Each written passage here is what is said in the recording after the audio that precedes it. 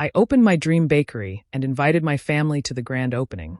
But what happened that day? I still can't forgive them. Stay with me while I share everything, and if my story touches you, don't forget to show some love by liking, subscribing, and sharing with the people close to your heart. My name is Nia Harrington, and for as long as I can remember, the kitchen was my safe place. I grew up in a small apartment in Ohio, where the sound of my grandma humming while kneading dough filled the air. She wasn't just teaching me how to bake. She was teaching me patience, love, and the magic of turning simple ingredients into something that made people smile.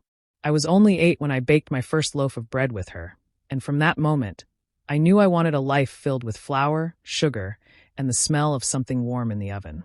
But dreams don't come easy, especially in my family. We didn't have much money, and the idea of me wanting to run my own bakery always sounded like a joke to most of them. While other kids planned for college or office jobs, I planned recipes. Still, I had to survive, so I worked.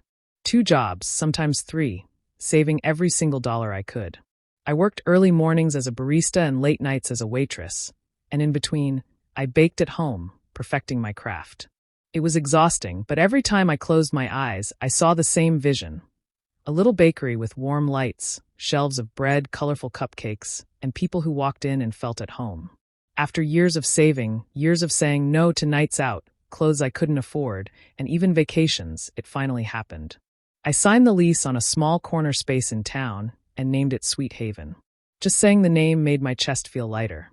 It was more than a bakery. It was a piece of my heart, a dream I had built with my own 2 hands. As the opening day grew closer, I wanted one thing more than anything: for my family to see me, really see me, and feel proud. I sent them invitations, decorated with little cupcakes drawn on the edges.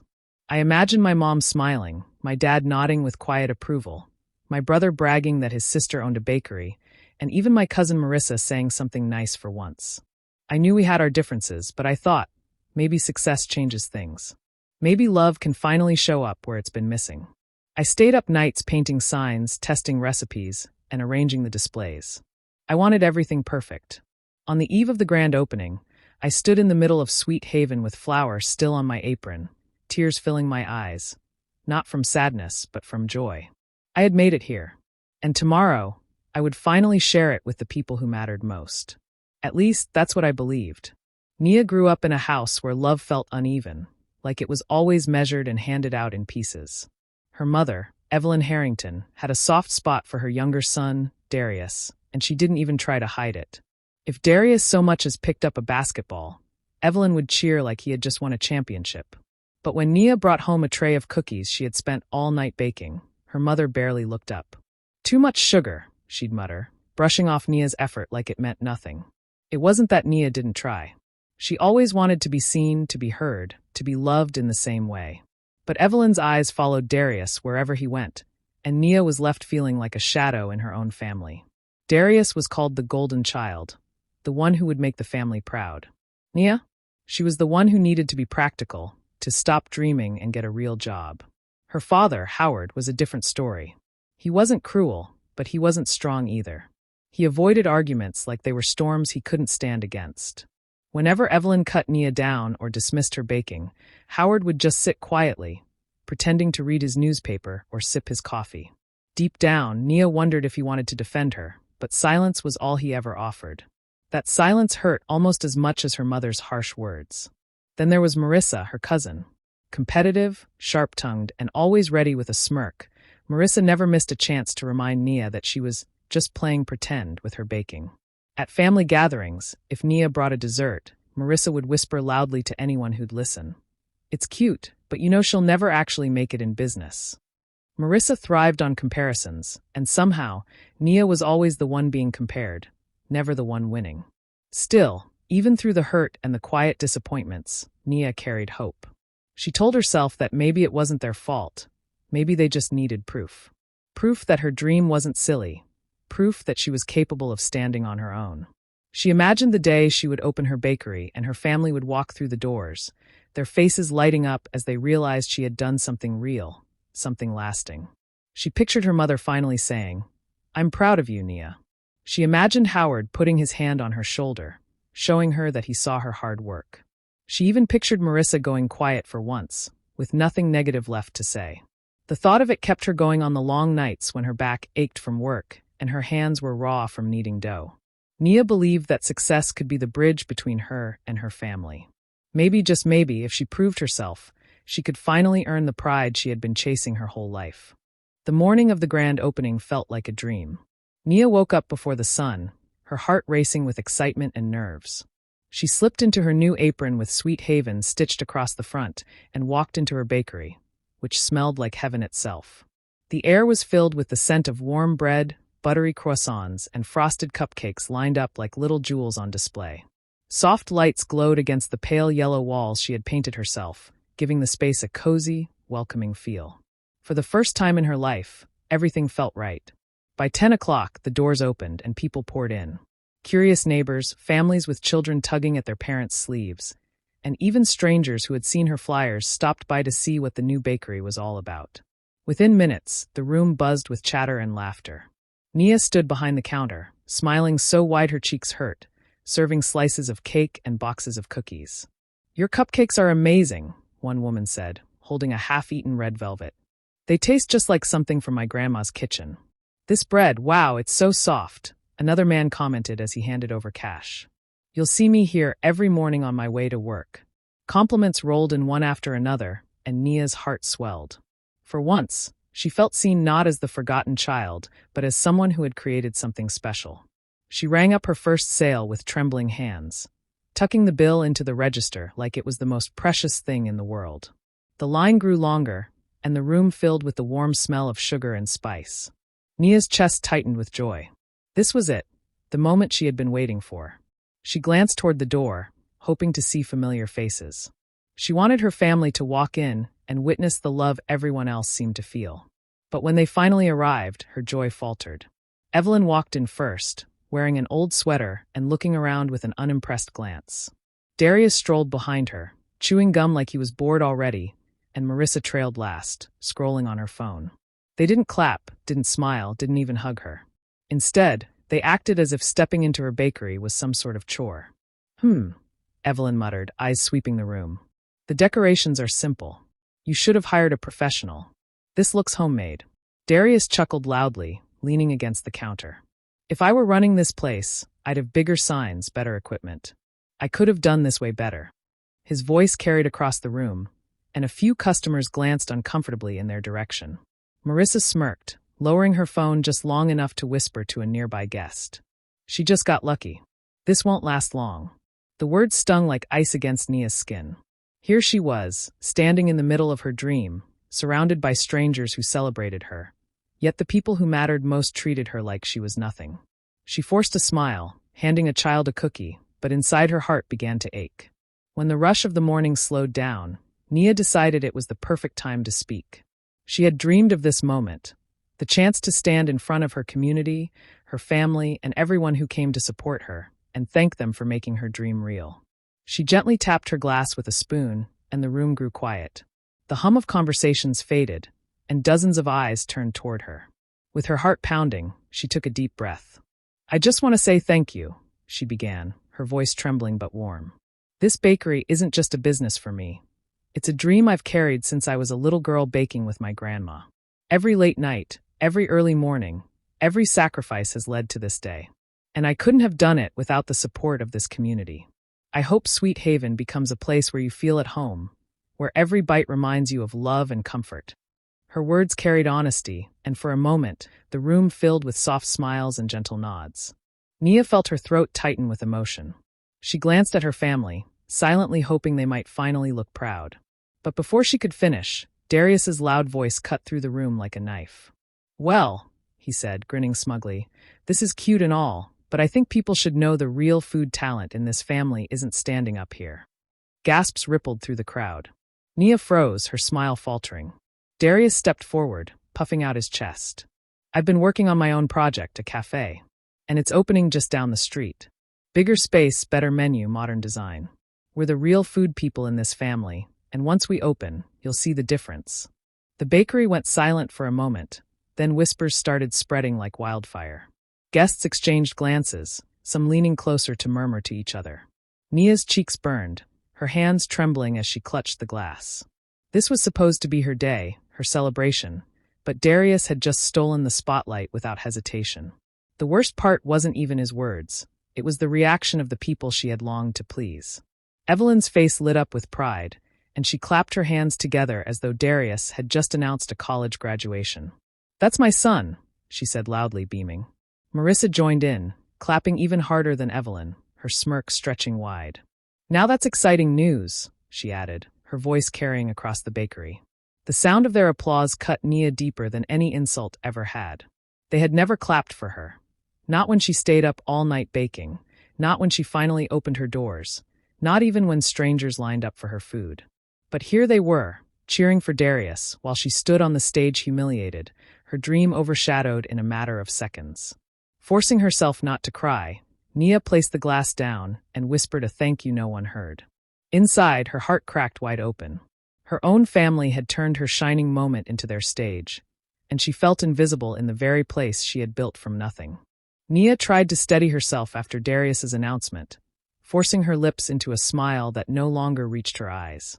She picked up a tray of cookies and moved through the crowd, offering them to guests, pretending everything was fine. People still praised her pastries, some even slipping extra tips into the jar on the counter. But the warmth she had felt earlier was gone. Every compliment felt drowned out by the echo of Darius's words and the sting of her family's applause. She caught sight of her mother and cousin by the window, chatting with a group of women from church. Evelyn leaned in, her voice clear enough for Nia to hear over the hum of the bakery. "Darius's cafe will be something special," she said proudly. "This little place, well, it won't last a year, but at least Nia tried." The women laughed politely, nodding, and Nia's chest tightened so hard she could barely breathe. She clutched the tray, her knuckles white against the metal, before quickly turning away. Her heart was breaking, but she couldn't let the tears show in front of the people who came to support her. As she passed the counter, she heard Darius boasting to a couple of young men. "Give it a few months and you'll see who's really serious about food around here. My cafe will blow this place out of the water." They chuckled and slapped him on the back, treating him like a star. Marissa was no better. She drifted from table to table, whispering in low tones. "She just got lucky today. You'll see once real competition shows up."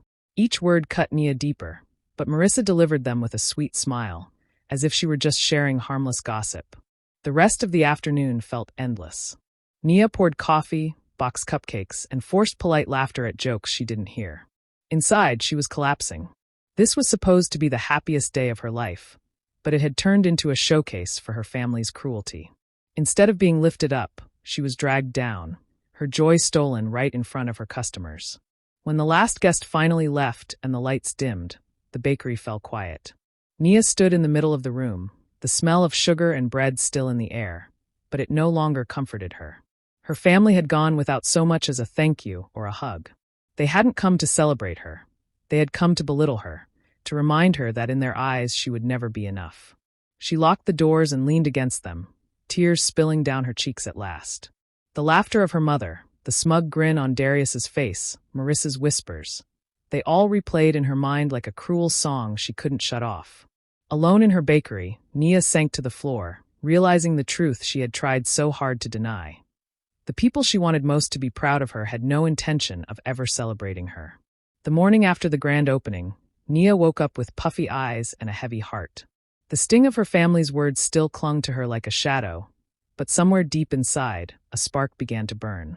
She thought about closing her bakery, about walking away before the pain grew worse. But then she remembered the strangers who had lined up, the children who had smiled with frosting on their cheeks. The woman who said her cupcakes reminded her of her grandmother's kitchen. Those people believed in her, even if her family never would. That thought lit a fire. If her family wanted her to fail, she would give them the opposite. She would make Sweet Haven stronger, brighter, and more alive than ever.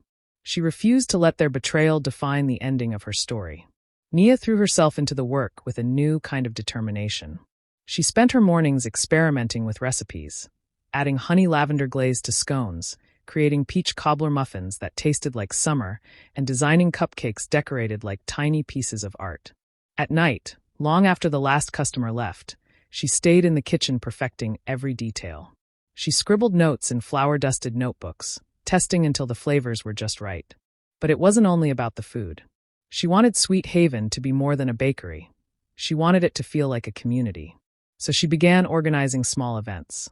Friday evenings turned into storytime nights for kids, with cookies shaped like animals.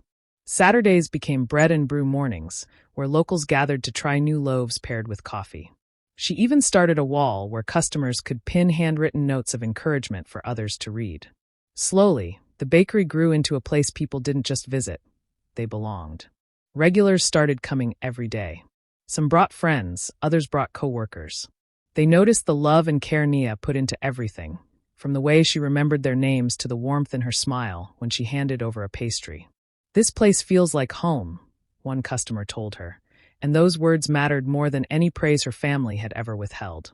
Still, whispers about Darius's cafe floated through town.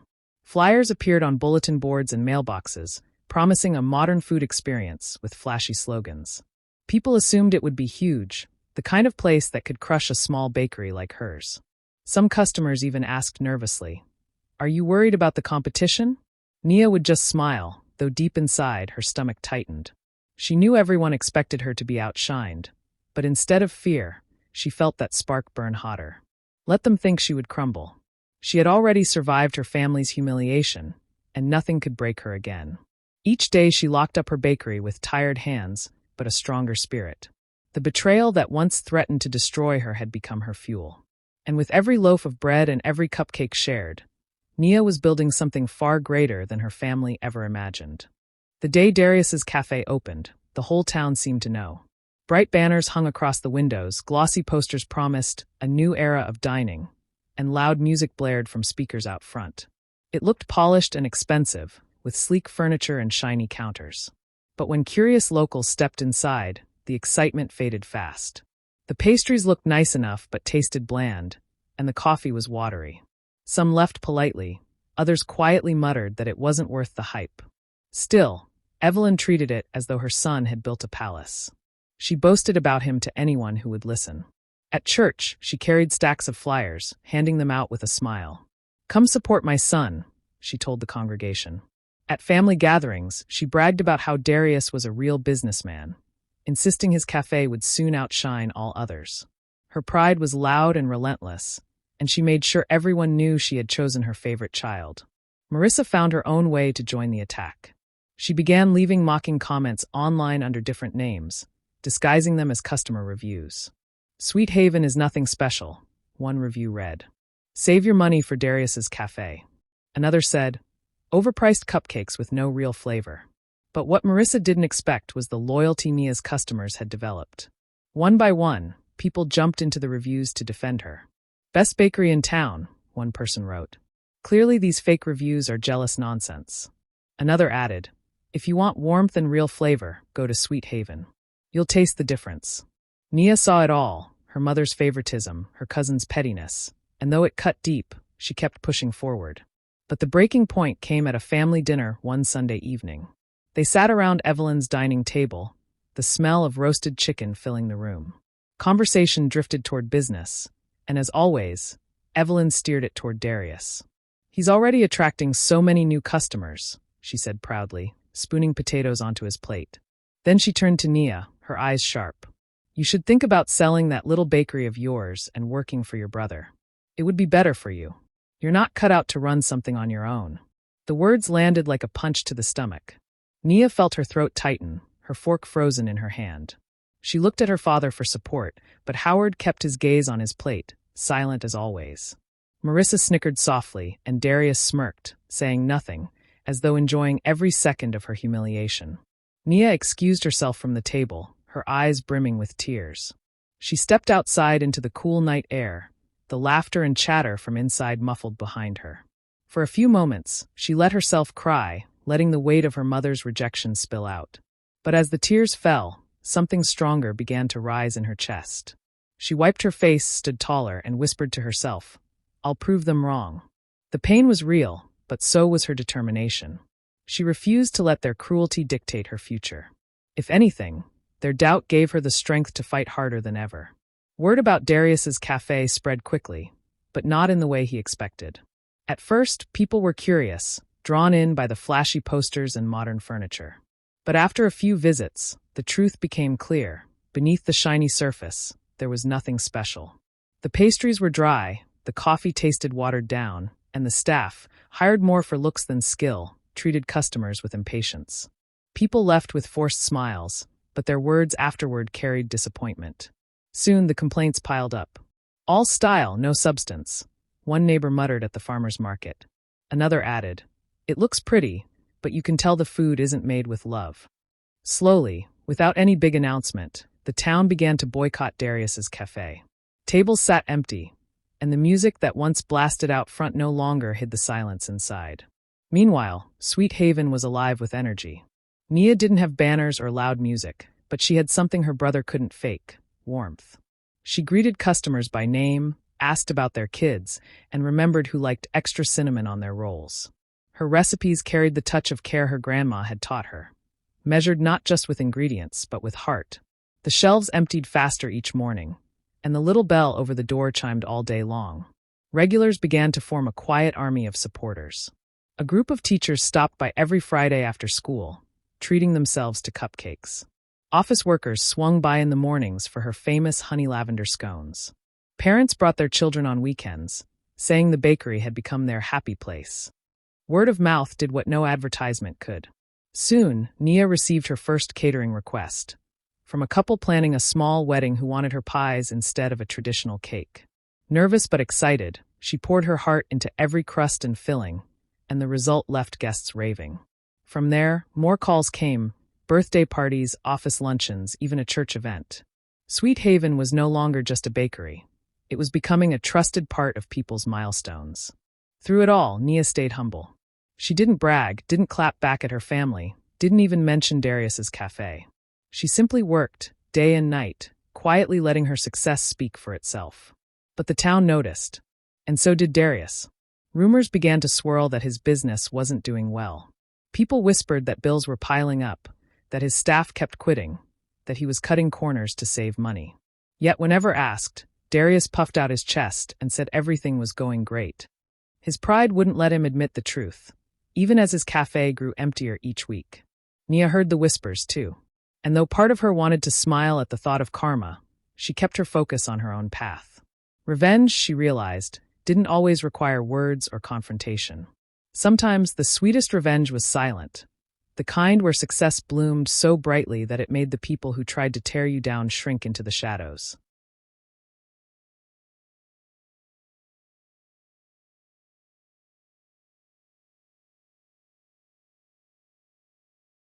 Darius grew restless as the weeks dragged on and his cafe continued to empty. Each morning he watched Nia's bakery from across the street, the steady flow of customers filing in and out while his own doors stayed half shut. His jealousy twisted into desperation, and he decided that if he couldn't outshine her fairly, he'd tear her down instead. He started by spreading lies. At local gatherings, he whispered that Nia used frozen ingredients instead of fresh, that her baked goods weren't really homemade, that she had cut corners to save money. But the community had already seen her flour-dusted apron, her late nights behind the counter, and the care she poured into each order. People dismissed his rumors with rolled eyes, some even laughing at the obvious jealousy behind his words. When lies failed, he tried undercutting her prices. He slashed his menu to bargain levels, advertising better food for less. For a short while, a few curious customers trickled in, but they left disappointed. Cheap prices couldn't mask the bland flavors and rushed service. The stunt only worsened his cafe's reputation, and soon the few regulars he had left stopped coming altogether. In a final act of desperation, Darius managed to get hold of one of Nia's recipes, her peach cobbler muffins, a favorite in town. He rushed to recreate them, boasting on social media that he was introducing a signature item. But when people tried them, the difference was obvious. The muffins were dry, the filling too sweet, and the love that made Nia's version special was nowhere to be found. Word spread quickly that he had stolen the idea, and instead of boosting his business, it painted him as dishonest. The weight of his failures began to show. Bills stacked high, staff members quit one by one, and customers openly mocked his cafe as a place to avoid. Evelyn, who once boasted about him proudly, started to shift her tune. At church, she no longer mentioned his cafe. At family dinners, she grew quiet whenever his name came up. When people asked about her earlier bragging, she shrugged as though she had never taken sides. Her loyalty dissolved the moment her pride was at risk. Marissa, too, slipped away. She stopped leaving reviews, stopped mocking Nia online, and stopped showing up at Darius's cafe. Without the promise of being tied to success, she found no reason to stand beside him. Her silence spoke louder than any insult she had thrown before. One night, long after Nia had closed her bakery, a knock echoed against the glass door. She looked up to see Darius standing there, his once confident posture now slouched, his face drawn with exhaustion. Against her better judgment, she opened the door. He stood in the entry, eyes downcast, and said quietly, "Nia, I need your help." For a moment, she just stared, the weight of everything he had done pressing heavy on her chest.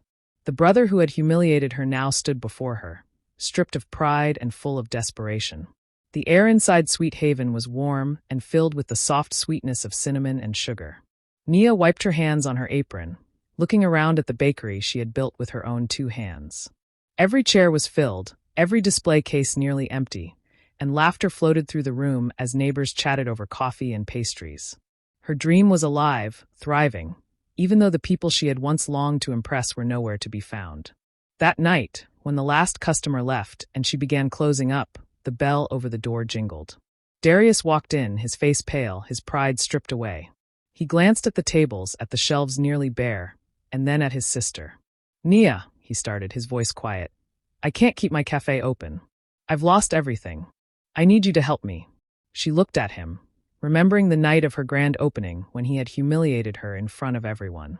She thought of Evelyn clapping for him louder than for her, of Marissa whispering poison into the ears of her guests, of the countless nights she had cried alone, doubting herself because of them.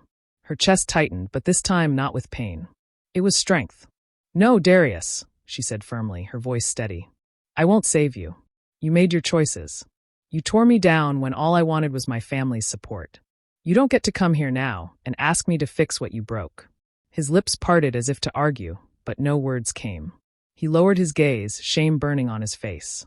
For the first time, he had nothing to say. Days later, at a family gathering, Evelyn tried to slip back into her old role, as if she had always been supportive. She smiled at Nia and said, "We knew you'd do well, sweetheart. We're proud of you." Nia's jaw clenched, but she didn't let her mother's rewriting of history pass.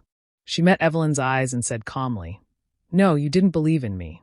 You told people my bakery wouldn't last a year. Don't pretend now. I don't need your approval to know my worth." The room went quiet, and for once, Evelyn had no clever reply. Nia walked away from that moment lighter, as though a weight she had carried since childhood had finally lifted. She didn't forgive them, not yet, maybe not ever, but she no longer needed their validation. Sweet Haven stood as proof that she was more than the labels they had given her, more than the shadow they tried to keep her in. Her bakery wasn't just about bread or cakes. It was about her voice, her strength, her dream.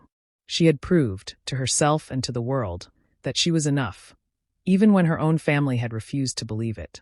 And as the ovens hummed and the lights glowed softly in her shop, Nia finally felt at peace. Do you think Nia made the right choice by refusing to help her family after everything they did? Or should she have given them another chance? Share your thoughts down in the comments. I'd really love to hear from you. And if you enjoy stories like this, make sure to hit that subscribe button and turn on the notification bell so you never miss the next one.